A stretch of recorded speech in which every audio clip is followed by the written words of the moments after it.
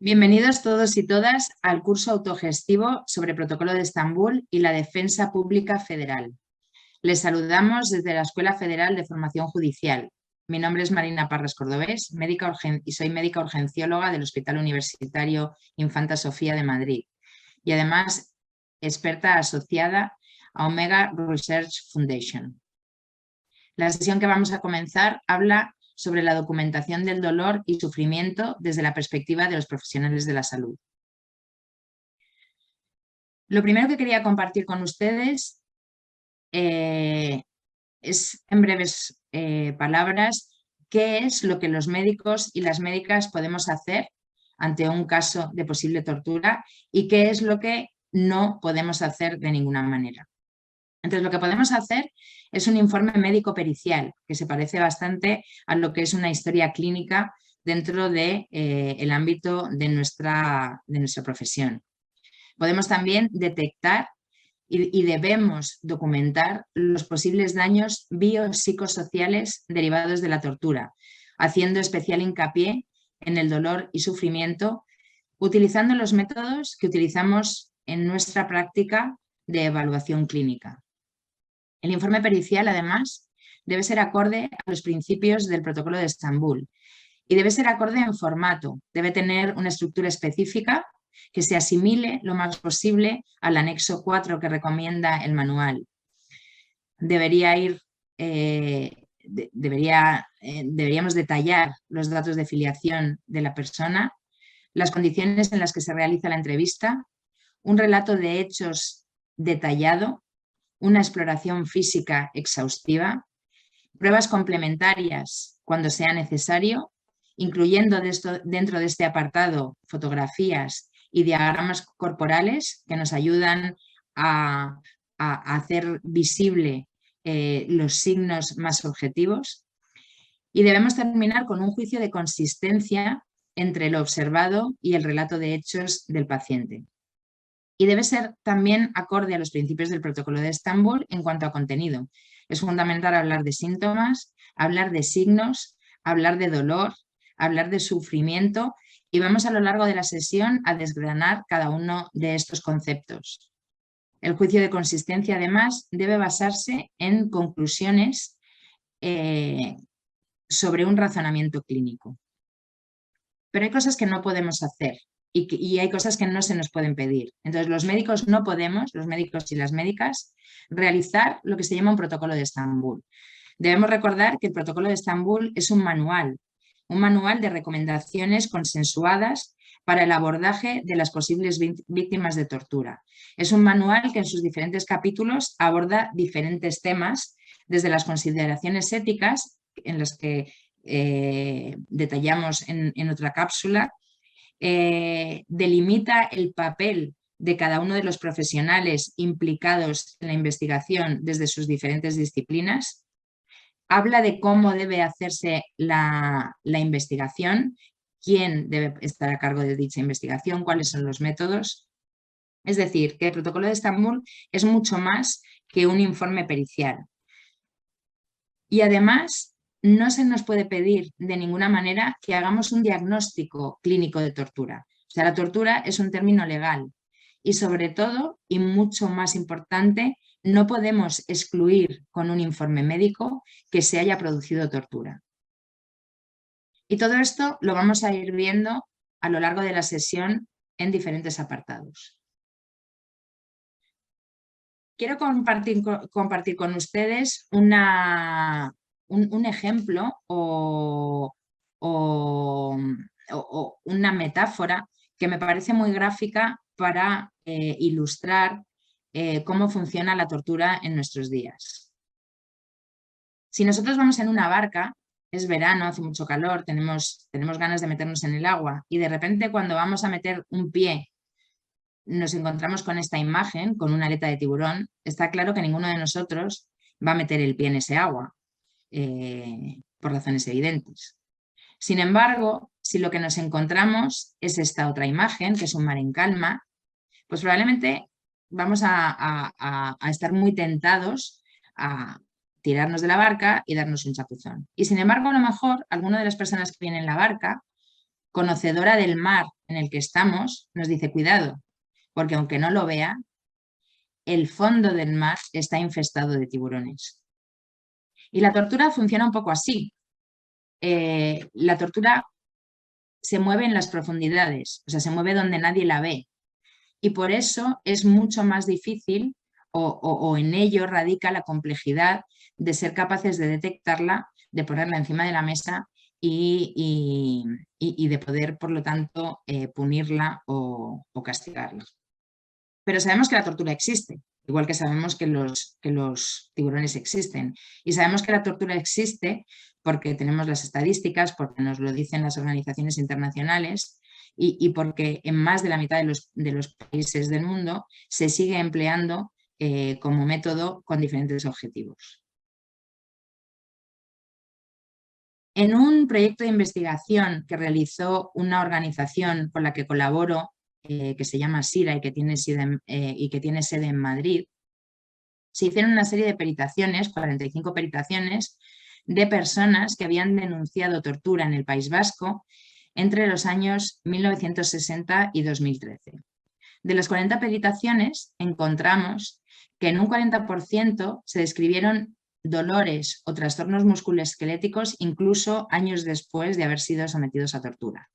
Un 30% de las peritaciones se encontró como síntoma fundamental el agotamiento y los dolores posicionales. O sea, no puedo mantenerme mucho tiempo de pie o no puedo estar mucho tiempo en cuclillas, etcétera, etcétera. Un 18% referían problemas urogenitales. Un 9% referían problemas auditivos o dolores de cabeza.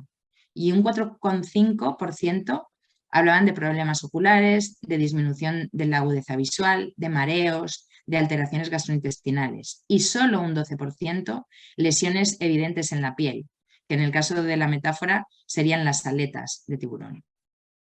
Entonces, ¿cómo trabajamos los médicos para llegar a un diagnóstico o al juicio de consistencia que nos pide el protocolo de Estambul a la hora de realizar un informe médico-pericial? Los médicos trabajamos en nuestra práctica diaria con síntomas subjetivos, con datos subjetivos y con datos objetivos. Los médicos y las médicas somos científicos, nos gusta mucho más lo objetivo, lo que se puede ver, pero sin embargo nuestro trabajo se fundamenta en lo subjetivo, en el relato de hechos. Es decir, si un paciente viene a mi consulta, a una consulta en mi práctica clínica habitual, en el servicio de urgencias, puede venir a lo mejor porque tiene tos. Lo primero que yo voy a hacer con ese paciente es preguntarle qué es lo que siente, qué es lo que le pasa, desde cuándo le pasa, pues desde cuando tiene tos, si la tos se acompaña de flemas, de expectoración, de qué color es la expectoración, si es verde, si es amarilla, si es clarita, si cuando tose le duele algo, si tiene algún otro síntoma acompañante, si tiene dolor en el pecho, etcétera, etcétera. Será una historia muy detallada porque son pequeños detalles los que van a hacer que esa tos yo pueda decir si tiene que ver con asma, si tiene que ver con una neumonía, si tiene que ver con un coronavirus o si tiene que ver con una bronquitis. Entonces, es muy importante que dedique una gran parte de mi tiempo de atención clínica a desgranar los síntomas que cuenta el paciente. Una vez hecho eso, voy a buscar signos o señales objetivas que me puedan ayudar a mí a realizar un diagnóstico. Y los síntomas objetivos los voy a obtener lo primero en la exploración física, o sea, voy a mirarle la garganta, voy a ver si consigo ver la flema, le voy a escuchar el pecho con el fonendo y voy a ver si oigo ruido en los pulmones, si a lo mejor tiene pitos y eso me puede indicar más que es un asma o una bronquitis. Voy a tocarle el pecho para ver el dolor que cuenta, si es un dolor que yo puedo palpar o si es un dolor más interno que pueda indicarme que lo que le está doliendo es el pulmón. Y si no es suficiente con lo que me ha contado y con la exploración clínica, a veces voy a tener que pedir pruebas complementarias. A lo mejor le tengo que pedir una analítica, a lo mejor le tengo que pedir una PCR de coronavirus, a lo mejor le tengo que pedir una radiografía. De esas pruebas complementarias y de la exploración física, a veces encontraré cosas. O sea, a veces puedo auscultar y encontrar pitos y entonces eso puede hacer que me vaya más a una crisis de broncoespasmo, y a veces en la exploración física no encontraré nada, pero será la radiografía la que me dé la clave si encuentro una neumonía. Pero a veces la exploración física será normal, las pruebas complementarias serán normales, o sea, la radiografía será normal, la analítica será normal, y que yo no encuentre ningún signo objetivo no quiere decir que esa persona no tenga tos y que esa persona no tenga una infección respiratoria. Entonces, que en las pruebas objetivas no encuentre nada, en realidad es un dato que a mí sí me ayuda a la hora de establecer un juicio clínico. Entonces, una tos con fiebre, con dolor de cuerpo, en la que no encuentro ningún signo objetivo de nada, pues probablemente me va a hacer pensar en una viriasis, en una infección vírica, pero no se me va a pasar por la cabeza que ese paciente que tiene tos no tenga nada a la hora de establecer mi juicio clínico. Por lo tanto, lo más importante en una evaluación clínica es la parte subjetiva y el relato de hechos que nos cuenta el paciente. Y eso que pasa en la práctica clínica pasa también cuando nos enfrentamos a una valoración de una persona que refiere haber sido sometida a tortura. ¿Y cuáles son los retos en el caso de la tortura? Dentro de los retos es que la mayor parte de los métodos de agresión que se utilizan en la actualidad no van a dejar marcas o señales físicas evidentes. Los métodos de tortura más empleados en el siglo XXI son los métodos de tortura psicológica, las amenazas o la asfixia. Y ninguna de las dos van a dejar marcas o señales físicas, las aletas que buscamos en el cuerpo. Y cuando a veces me encuentre señales, la mayor parte de las veces esas señales van a ser inespecíficas. Es decir, un hematoma en una rodilla o un hematoma en una pierna será igual si me lo provoco con una caída en bici o si viene derivado de un traumatismo con una porra dentro o con un bastón o con la culata de una escopeta en el contexto de una agresión. Además, hablábamos de que la parte más importante de la entrevista y de la valoración clínica tiene que ver con la entrevista minuciosa y al detalle de los hechos que me cuenta la persona. Y sabemos que la tortura supone el quiebre total de la persona y eso hace que la experiencia de la tortura muchas veces sea inenarrable. Los supervivientes de los campos de concentración, los supervivientes de sesiones de tortura, una de las cosas que nos dicen en consulta es que es muy difícil contar porque nadie lo va a creer, porque rompe lo que es la dinámica o el pensamiento o la experiencia normal del resto de las personas. Entonces, la tortura se convierte en inenarrable y es uno de los retos fundamentales. Generar los medios para que la entrevista sea suficientemente empática o cree las condiciones necesarias para que podamos llegar a un buen relato de hechos. ¿Y cómo es un informe pericial bajo los principios del Protocolo de Estambul? Pues como decíamos al principio, se parece muchísimo a lo que es una historia clínica. Y esto es lo que trata un poco de establecer el formato que recomienda el Protocolo de Estambul en el anexo 4. O sea, tiene que haber un motivo de consulta, qué es lo que le pasa, por qué está usted en mi consulta, que en el caso de la tortura es porque pues, refiero a haber sido torturado y estoy aquí dentro del proceso de evaluación para la realización de un informe médico pericial. Es fundamental un análisis de los antecedentes personales del paciente, porque no es lo mismo que la tortura o que determinados métodos de tortura se apliquen sobre una persona sana que sobre una persona con una enfermedad de base o una persona con una situación social determinada. Entonces, no es lo mismo la asfixia seca o el submarino en un asmático que en una persona que no tiene problemas pulmonares. O no es lo mismo someter una sesión de tortura a un activista que ya cuenta con que cuando se mete en una lucha determinada cabe la posibilidad de que sea detenido, de que le puedan pasar determinadas cosas, a una persona que pasaba por allí, que se la ha detenido y que no está preparada para lo que se le viene encima. Entonces, los antecedentes personales, que en realidad es reconstruir la historia biopsicosocial de la persona, es vital para poder ser capaces de evaluar los daños o las secuelas que va a provocar la tortura. Luego tendrá un apartado de historia actual, que es lo que contábamos como relato de hechos. En la historia actual es fundamental una recogida detallada de lo que ha pasado y en el caso de la tortura, de cómo fue la agresión, cuáles fueron los instrumentos utilizados, en qué posturas, cuántas veces y cuáles son los síntomas que padece. O sea, si tuvo dolor, si ha tenido heridas, si ha tenido hematomas, si esos síntomas duraron un momento determinado y se pasaron, si hay algún síntoma que ha persistido en el tiempo.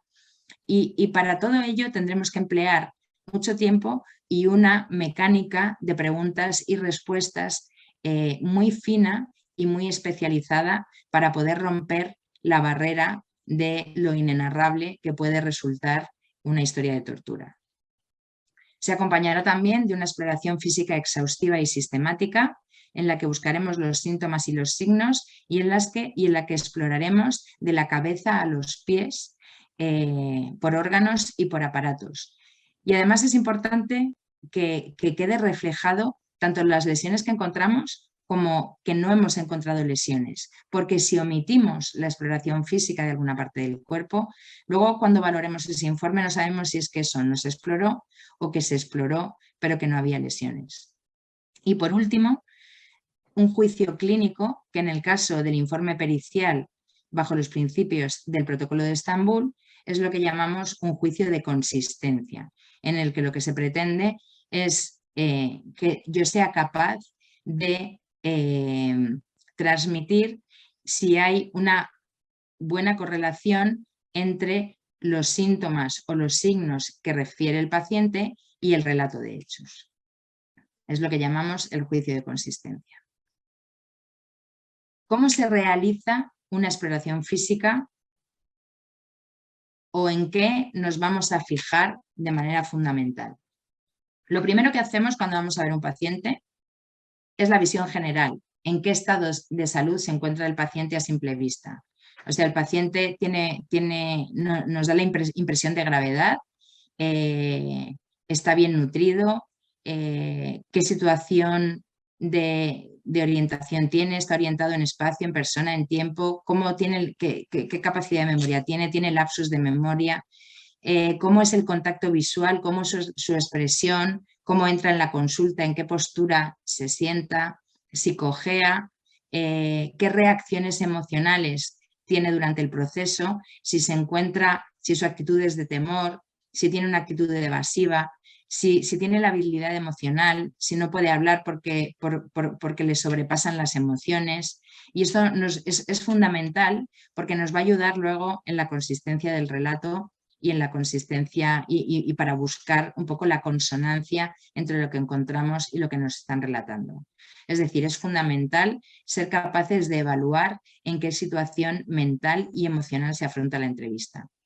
Y es importante para el diagnóstico y es importante para todo el proceso, partiendo de la base de que en el caso de una víctima de tortura nos encontramos con que le cuesta contar y que tenemos que ganar una confianza a la hora de poder llegar para poder ser capaces de encontrar los elementos técnicos que nos permitan llegar a nuestras conclusiones. Y dentro de esta aproximación general al informe pericial, quería desgranar un poco una serie de términos que los profesionales de la salud los utilizamos a diario y los tenemos muy claros, pero que para los profesionales que entran en contacto con personas que han sido sometidas a tortura, pues probablemente a lo mejor forma parte de una terminología que se sale de su ámbito o de su disciplina. Entonces, no es lo mismo hablar de síntomas que hablar de signos. Los síntomas, cuando hablamos de síntomas, hablamos de qué es lo que nos cuenta el paciente o qué es lo que siente el paciente. Es decir, cuando a mí me dan un golpe o cuando sufro un traumatismo, voy a tener síntomas que es el dolor, o a lo mejor si dentro del traumatismo me pillan un nervio, pues voy a tener hormigueo en una mano, o si estoy sometido a una postura durante mucho tiempo, se me va a dormir un pie, o si me echan gas pimienta en los ojos, me van a escocer los ojos. Entonces los síntomas es lo que son subjetivos y es lo que siente el paciente. Y son diferentes de los signos, que los signos son objetivos y son los que nosotros vemos como expertos o como profesionales. Es decir, con el ejemplo de del gas pimienta en los ojos o en las mucosas, el paciente va a notar escozor, pero el signo que nosotros vamos a ver es un enrojecimiento de la conjuntiva, es probablemente un lagrimeo y esos son los signos. El golpe en un brazo va a provocar dolor como síntoma, pero puede provocar un hematoma como signo o una deformidad en la extremidad como signo. Es decir, los signos son señales objetivas que tenemos que saber identificar. A veces son muy evidentes, como en el enrojecimiento ocular, pero a veces son muy sutiles y tenemos que conocer los signos que producen determinadas formas o determinados instrumentos de tortura para poder buscarlos. Por ejemplo, cuando una persona la tienen esposada o engrilletada durante mucho tiempo, puede llegar a perder el vello en las muñecas o en los tobillos. Eso es un signo y tengo que saber que existe y tengo que saber buscarlo, porque probablemente el paciente ni siquiera va a ser consciente de ello. Y luego, por un lado, habrá síntomas agudos y habrá síntomas crónicos o secuelas. A veces tendremos la posibilidad de explorar o de realizar un informe pericial en los momentos, en los momentos siguientes a la tortura. En ese momento podremos ver muchos signos. Pues si ha habido golpes, a lo mejor vemos enrojecimiento en algunos sitios, a lo mejor podemos ver erosiones, habrá dolor muy agudo, pero la mayor parte de las veces, cuando nos vamos a enfrentar al examen pericial de una persona que refiere a haber sido sometida a tortura, la veremos días, semanas, meses o incluso años después. Y ahí el profesional de la salud es el que conoce qué síntomas o signos agudos provocan determinados métodos de tortura y qué secuelas pueden perpetuarse en el tiempo. Dentro de la entrevista, cuando nosotros examinamos a una persona meses después, es importante que dediquemos unos momentos a preguntar cuáles fueron los síntomas y signos agudos que tuvo. Es decir, cuando una persona me dice, pues me golpearon en la cabeza primero y además luego me pusieron una bolsa de plástico en la cara, yo le preguntaré, ¿y qué sintió en aquel momento? ¿En aquel momento tuvo dolor de cabeza? Sí. ¿Le hicieron tuvo una herida? Sí o no. ¿Tuve un hematoma o me salió un chichón? ¿O no podía respirar? ¿Se me puso la cara roja? ¿Me salieron hematomas en la cara? ¿Y cuánto duraron? Pues duraron varios días, la herida tardó en curar una semana. Tengo que preguntar cuál fue la evolución de aquellos síntomas o signos en el momento agudo. Y luego dedicaré otra parte del interrogatorio a preguntar si hay secuelas o daños permanentes que han persistido en el tiempo. Es decir, con el traumatismo en la cabeza, vale, le dolió en el momento del golpe, ahora han pasado meses, ¿sigue teniendo dolores de cabeza? Sí o no, o tiene problemas de concentración, o tiene problemas de memoria, o tiene problemas en la visión. O sea, yo como profesional sé qué síntomas pueden cronificarse con determinados métodos.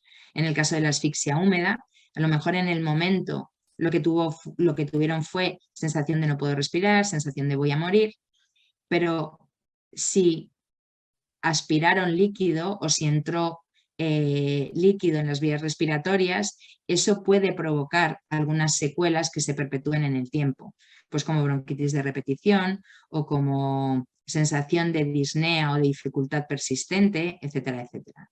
Entonces, es muy importante que en el informe pericial nos centremos en estos 4 apartados. Síntomas subjetivos del paciente, lo que el paciente siente, signos objetivos, lo que nosotros vemos, síntomas o signos agudos en el momento del golpe o de la agresión y síntomas que pueden haber persistido en el tiempo.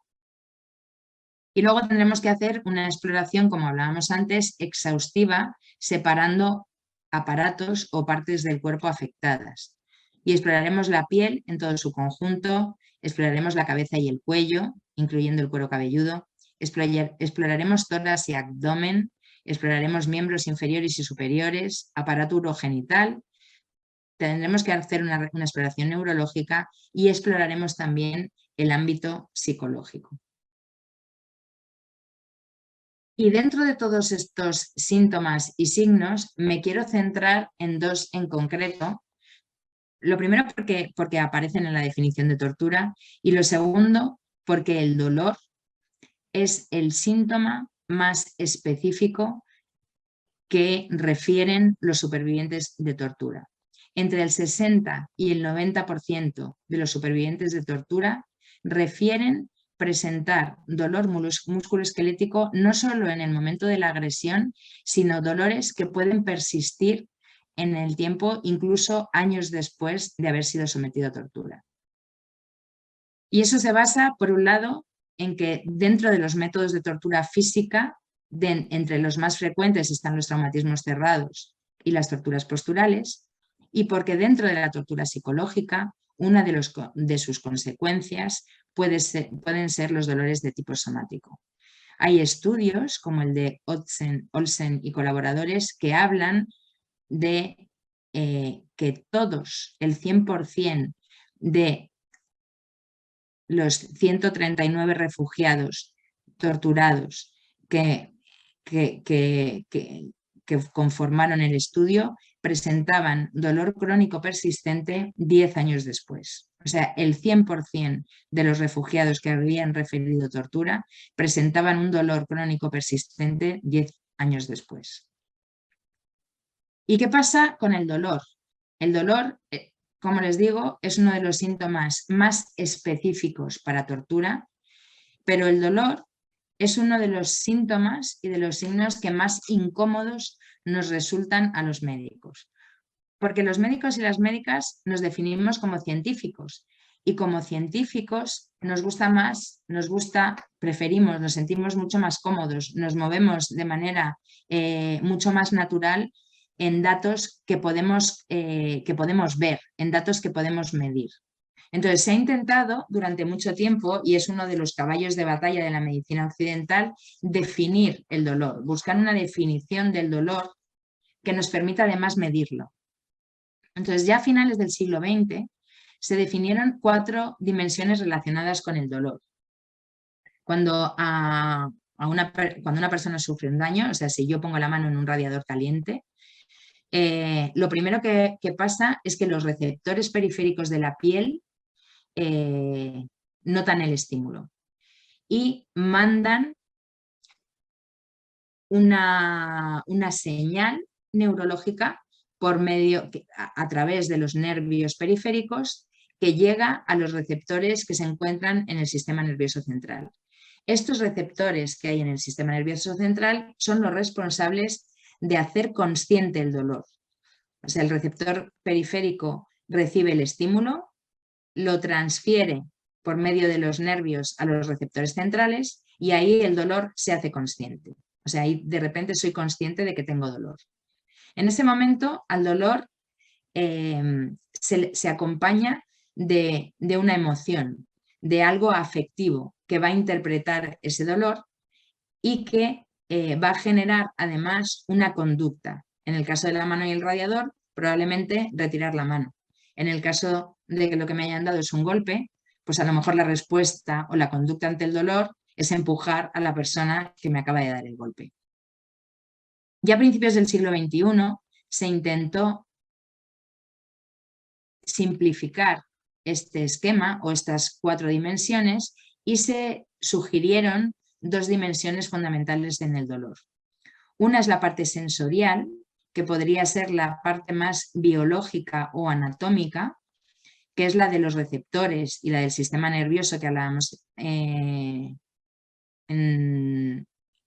la nocicepción, y que habla de lo que es el sufrimiento inmediato. Es decir, el estímulo activa los receptores y lo que se genera es una respuesta autonómica. Se produce una piloerección, se acelera la frecuencia cardíaca, o sea, es una respuesta muy orgánica del ser humano, ¿no? Del cuerpo. Y luego hay otra segunda dimensión, que es la dimensión afectiva. Estaríamos hablando entonces del sufrimiento secundario. Y lo que quiere decir es que en ese momento en el que yo asigno una emoción al dolor, eso lo almaceno en la memoria y lo analizo de forma cognitiva, de manera que ese estímulo de dolor va a quedar asociado a una emoción que puede ser miedo, a una emoción que puede ser humillación, etcétera, etcétera. Y le estoy dando ya un significado que ya es diferente a algo anatómico. Y además sabemos que este complemento o esta parte afectiva puede incluso llegar a modificar la intensidad del dolor. Es decir, en casos, por ejemplo, de un dolor agudo en un contexto traumático, y voy a poner el caso de un incendio, si se incendia mi casa y yo estoy durmiendo y de repente me despierto porque hay humo y veo llamas, y yo me levanto de la cama y voy corriendo porque quiero estar, porque está mi hijo en casa conmigo y voy corriendo a su habitación para sacar a mi hijo del incendio, mi atención está focalizada en sobrevivir y en sacar a mi hijo y en que sobreviva mi hijo. En ese momento, la atención la tengo focalizada ahí, y si yo me tuerzo un pie, si me cae una viga en un brazo o si tropiezo, caigo al suelo y me hago una herida en la rodilla, probablemente no voy a notar dolor, porque la atención la tengo focalizada en sobrevivir. Y en contraposición, pacientes que tienen dolores crónicos, cuando focalizan la atención en un dolor, a lo mejor yo soy un paciente oncológico, tengo un dolor crónico, si estoy entretenido haciendo cosas, el dolor lo tengo ahí, el dolor vive conmigo, el dolor aprendo que es una parte de mí, pero si en un momento determinado me paro, me quedo quieto y focalizo la atención en ese dolor, amplifico el receptor periférico y probablemente voy a notar el dolor muchísimo más. Es decir, esta segunda parte afectiva del dolor puede modificarlo y lo asocia a sentimientos o a emociones que quedan impregnando la memoria. Dolor, por tanto, sería diferente de sufrimiento. Y el sufrimiento es otro término que nos cuesta medir o que nos cuesta palpar o que nos cuesta definir. Hay un experimento que se hizo con 21 personas voluntarias para intentar medir dolor, medir sufrimiento e intentar ver un poco la diferencia o si el dolor y el sufrimiento iban siempre asociados o si eran emociones o sentimientos o diferentes.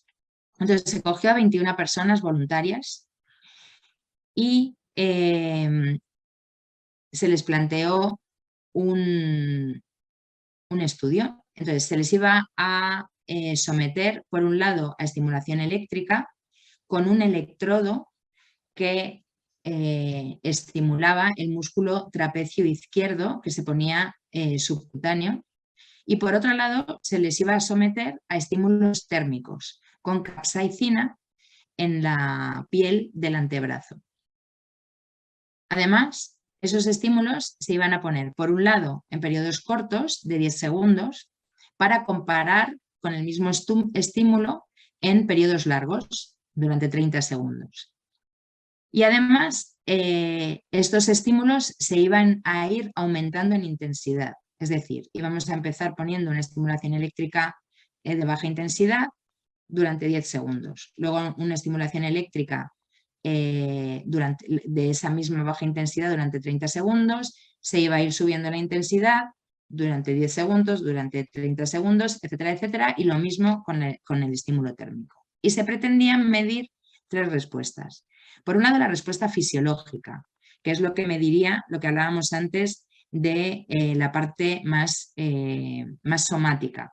Y dentro de la respuesta fisiológica del organismo se medía la frecuencia cardíaca, las contracciones musculares que produce el dolor, o sea, cuando a nosotros nos duele algo nos contraemos, la piloerección, ¿vale? Respuestas completamente automáticas.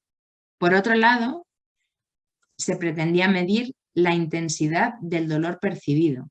Y el dolor en medicina lo podemos medir y se mide por medio de una escala numérica, que es la escala EVA. Entonces, la escala EVA tiene una gradación que va desde la puntuación 0, que es no tengo en absoluto dolor, hasta la puntuación 10, que es el dolor más insoportable que yo me puedo imaginar. La hay numérica del 0 al 10 y la hay en colores, del azul, no dolor, pasando por el azul verdoso, amarillo, naranja y rojo, que es el dolor insoportable. Entonces, la intensidad o la percepción del dolor se iba a medir con la escala EVA. Y luego se pretendía también medir el sufrimiento y para ello se utilizaba la escala PRINCE. Esta escala es un instrumento visual en el que se utiliza para pacientes oncológicos, en el que se pone al paciente delante de un ordenador. En la pantalla del ordenador aparece un disco amarillo, que es un disco fijo en la pantalla, que representa el yo. Y otro disco rojo, que es móvil, que representa el estímulo doloroso. Y se le pide al paciente que acerque el disco rojo al amarillo en función del sufrimiento, de manera que si el disco rojo y el amarillo están muy cerca, lo que está indicando es un sufrimiento máximo, y si están muy alejados, lo que está indicando es poco sufrimiento. Los resultados del estudio, la verdad es que fueron bastante significativos. Entonces, cuando se comparaba la respuesta ante el estímulo térmico frente al eléctrico, se vio que no había diferencia en las respuestas. O sea, daba igual que el estímulo fuera el térmico o fuera el eléctrico, que la respuesta fisiológica era similar en uno y en otro. El dolor percibido con la escala EVA era similar en uno y en otro, y el sufrimiento era similar tanto en el estímulo térmico como en el estímulo eléctrico. Cuando comparaban duración, es decir, el estímulo aplicado 10 segundos o el estímulo aplicado 30 segundos, se vio que al aumentar la duración del estímulo se generaba también un aumento en la respuesta tanto fisiológica como en el dolor percibido, como en la puntuación en el sufrimiento. O sea, a más duración del estímulo, más respuesta en los tres ámbitos. Sin embargo, salta la sorpresa un poco en la intensidad. Es decir, que cuando vamos aumentando la intensidad del estímulo, sí que aumenta la respuesta fisiológica en consonancia, es decir, a mayor intensidad del estímulo térmico o del estímulo eléctrico, hay más respuesta fisiológica del organismo, hay más piloerección, aumenta la frecuencia cardíaca. A más intensidad del estímulo aumenta la puntuación en escala EVA, o sea, se percibe más dolor cuando la intensidad del estímulo es mayor.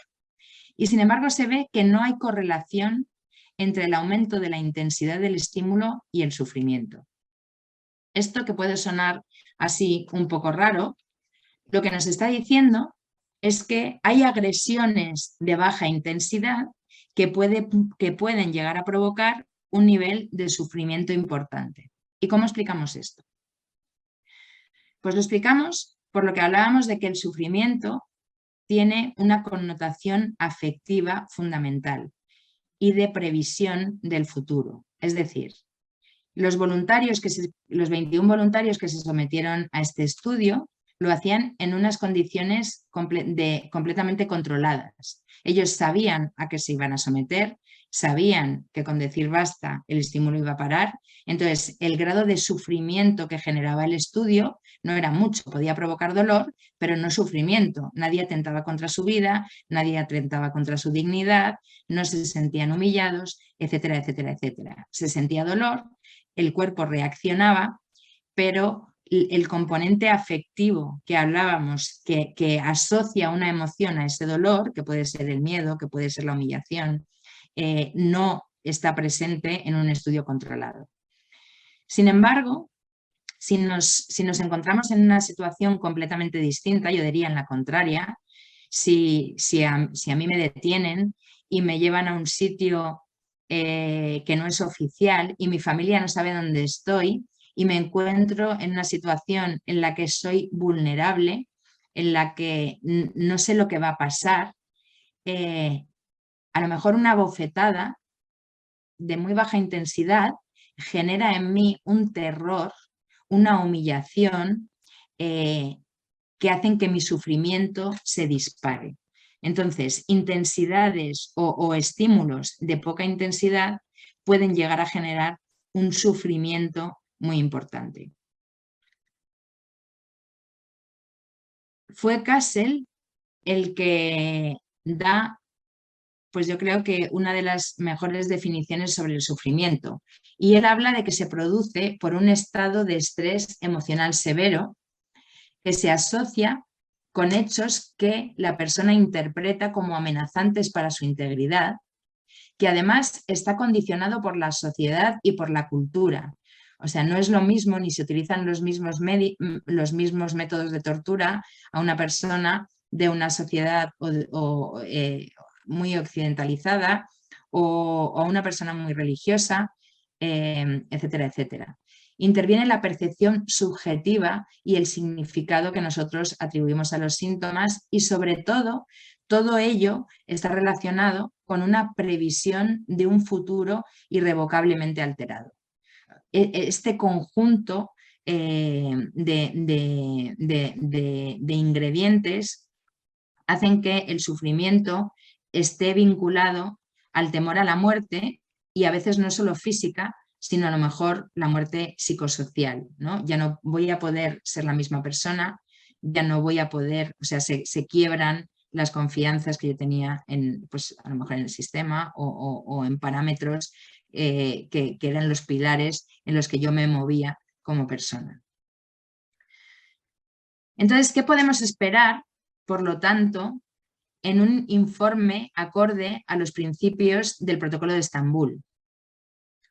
Un informe pericial no es de ninguna manera una enumeración o descripción de lesiones o secuelas, o sea, no puede ser un informe en el que yo describa de manera aséptica, pues tiene una erosión en el pómulo, una herida en el tal, la búsqueda de las aletas y que además puede inferir que si no encuentro las aletas resulta que es que no hay tiburones. Entonces no puede ser nunca una enumeración o descripción de lesiones o secuelas y sin embargo sí debe ser un informe médico con una exploración física sistemática y con un juicio clínico o juicio de consistencia que además el manual, el Protocolo de Estambul, nos pide como profesionales de la salud que seamos capaces de establecer en diferentes grados de consistencia.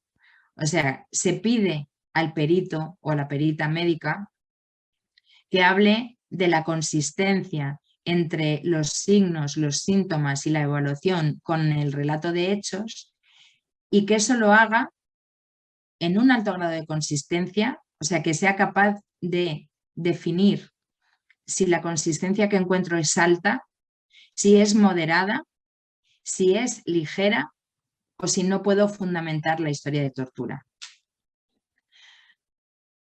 Pero que yo no pueda fundamentar la historia de tortura desde el punto de vista clínico, o sea, que una vez realizado el relato de hechos, la exploración física, las pruebas complementarias, yo no pueda fundamentar la historia, nunca puede interpretarse como un informe positivo o negativo para tortura. Es decir, que yo no encuentre datos o que la consistencia no sea alta o que la consistencia no sea o que tenga dudas, no quiere decir que no haya que investigar la posibilidad de que haya podido producirse tortura cuando una persona denuncia ser sido sometido a tortura.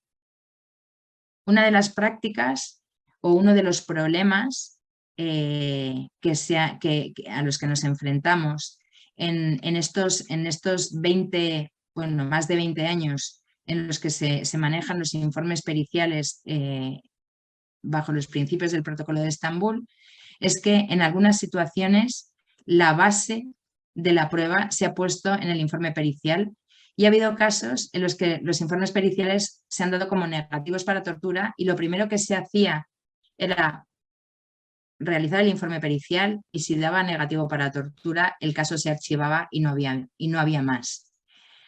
Y eso está en contraposición de los principios del manual del Protocolo de Estambul.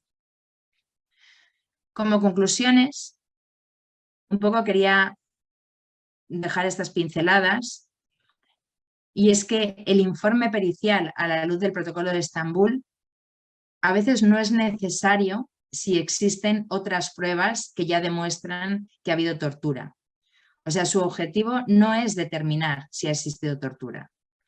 Si tenemos un vídeo, si hay testigos, si hay una investigación exhaustiva que ya arroja a la luz de que ha habido tortura, a veces no sería necesaria la realización de un informe pericial. Otras veces es lo único a lo que se puede agarrar una víctima en un caso de investigación. En las conclusiones estamos obligados a intentar buscar la congruencia o la compatibilidad del relato de hechos con los síntomas y signos encontrados, pero es el relato de hechos de la víctima, no el relato de hechos de la policía, ni los informes de la detención, y no se trata en ningún caso de basarse en el informe o en los datos sacados de la entrevista y del relato de hechos para corroborar o no el informe policial, sino que nuestra exploración y nuestra evaluación es del paciente y lo que estamos obligados a relatar es la compatibilidad del relato de hechos de la persona, del paciente, con los síntomas y signos encontrados. Quería resaltar también que tan importantes son los síntomas, lo subjetivo, como los signos, como lo objetivo. Ojo con meterse en el agua aún sin aletas. O sea, tan importante es lo que siente el paciente, lo que cuenta que pasó, como lo que yo veo como médico en los signos objetivos. Y que yo no encuentre signos objetivos de secuelas no quiere decir que el relato de hechos o que la tortura no se haya producido. Hay un elemento fundamental y es que hay que analizar cada caso concreto y que los síntomas y los signos serán diferentes en las diferentes personas.